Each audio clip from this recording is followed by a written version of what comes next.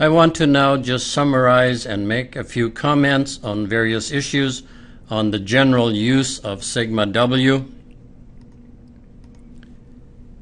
First of all, a few comments on soil models. These soil models have been detailed in the Sigma W book in Chapter 5, and I just think that the linear elastic model is probably one of the more useful models.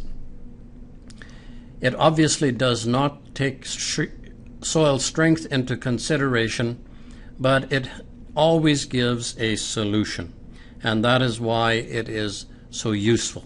It's very simple to use, and that all we need to do is specify Young's modulus and Poisson's ratio, but the greatest attraction is that you can always get a solution. That is, there are no convergence issues. And this greatly helps with ensuring that the analysis tree is correct, that we are getting our information from the correct location, that we have satisfied all and specified all of the correct boundary conditions, and that generally the analysis process and the analysis tree is meeting the objective of what you want to do.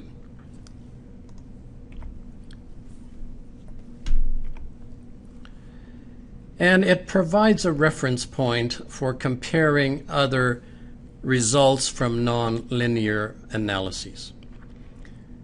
As we have already noted, sigma W includes the modified Cam-Clay model. It is essentially a strain hardening model under drain conditions, and the soil is elastic under the yield surface.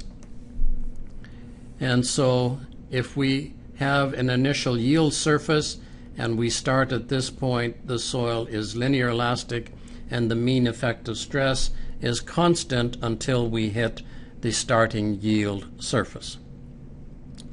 The modified Cam-Clay model is very, very useful for normally or slightly over-consolidated soil.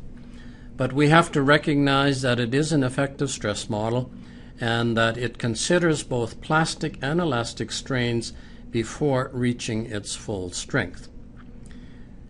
On the other hand, the elastic-plastic model only accounts for elastic behavior before reaching the full strength. Therefore, in very soft soils, it can overestimate the strength sometimes. Here is a graph to illustrate that effect. If we have a pure linear elastic model, as we already noted in the triaxial test simulation discussion, that the mean effective stress remains constant in a linear elastic analysis. So this is linear elastic, not linear elastic, elastic plastic. Not linear elastic, elastic plastic. So in an elastic plastic model, the mean effective stress remains constant until we hit the critical state line. In other words, we would say that this is the shear strength or the deviatoric strength at the point of failure. On the other hand, in the modified Cam-Clay model, a modified Cam-Clay model accounts for both elastic and plastic strain before we reach its point of ultimate strength or the critical state line. And so here is the effective stress path for a normally consolidated sample, and you can see that the strength here is much, much less than it was for the elastic plastic model. Here is the stress path for a sample that is over-consolidated by a ratio of 1.2. Again, it gives a strength that is lower than what you would get from the elastic plastic. So this is a behavior that is very attractive when we are working with very, very soft soils, normally consolidated soils, or slightly over-consolidated soils. And when we deal with very, very soft soils, we have to be careful not to use an elastic plastic model because it can overestimate the available shear strength. Now, all nonlinear models must be used with some care, and the constitutive models must be selected for a specific reason, and that's where we go back to the introduction to the Sigma W workshop, where we said that the type of analysis we do has to be selected in the context of the objective of the analysis. If we simply want stress distributions, or do we want deformations, or do we want a pore water pressure response, then we have to select a model in the context of what our prime objective is. For example, if you have a heavily over-consolidated soil, then a linear elastic model is probably more than adequate because we will likely never reach the strength of the material. Again, if we are looking predominantly at stress distributions, as I've mentioned throughout this workshop, then once again a linear elastic model is probably adequate. If we want to look at ultimate limit state, stability, then obviously we must use an elastic plastic model or a model that encompasses shear strength such that we don't overstress the soil.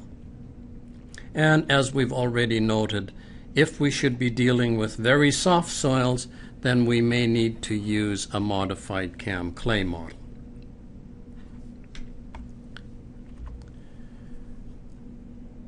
The other thing with nonlinear models, it is of course necessary to always establish the in situ stress state for all nonlinear models, because of course the behavior is a function of the stress state. As we have already seen, for example, the stiffness alone is a function of the stress state in the ground. And so when we use nonlinear models, we should remember that the nonlinear models that we are using are tied into our ability to establish the in situ stress state before we as engineers come along and do something. So it's the accuracy with which we can establish the in situ stress state.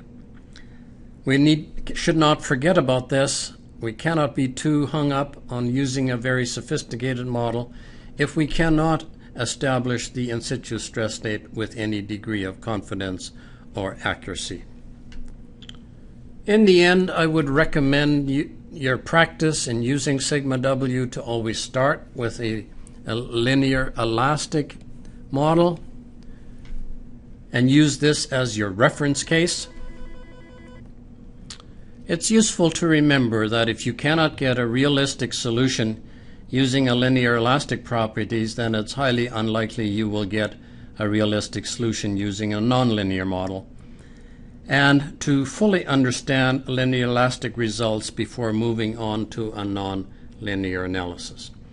I think this is good practice, and I think you will find it time-saving in the long run rather than jumping in at the deep end and using a nonlinear model right off the bat. Well, a common problem with nonlinear models is that it is possible to apply loads that push the system past the point of limiting equilibrium. In other words, the loads are so high that our factor of safety is less than 1. And if you recall the discussions throughout this Sigma W workshop, the sigma equations are equations of equilibrium. And if we are applying a load such that we are past the point of limiting equilibrium, then we cannot get a solution. And so it manifests itself in non-convergence. Alternatively, as in the strength reduction stability approach, the idea is to use non-convergence as an indication that the system has been pushed past the point of limit equilibrium, or it is past the point of a factor of safety of 1.0. So when you use Sigma W, it is important to always make sure that the system is stable, and in essence, sigma cannot give realistic results if we set up a problem where the factor of safety is less than 1.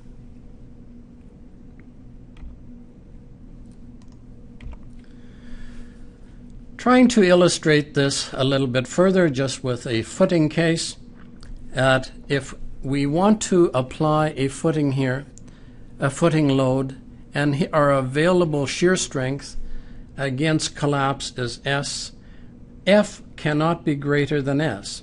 And if the force of the footing, is greater than S, then we could have some convergence problems because the soil has limited strength. So a very simple illustration to try and highlight the point that we cannot apply forces at random. They have to be applied somewhat selectively. Now, I bring you back to the idea of a linear elastic analysis, and one of the advantages of a linear elastic analysis is that we can apply forces where the factor of safety is less than 1 and still get a solution. So the linear elastic analysis can often help us in defining the point, finding the point at which the loads are bringing us close to a factor of safety of 1, or the limiting point of equilibrium. This then brings us to the end of our workshop Sigma W session number 2.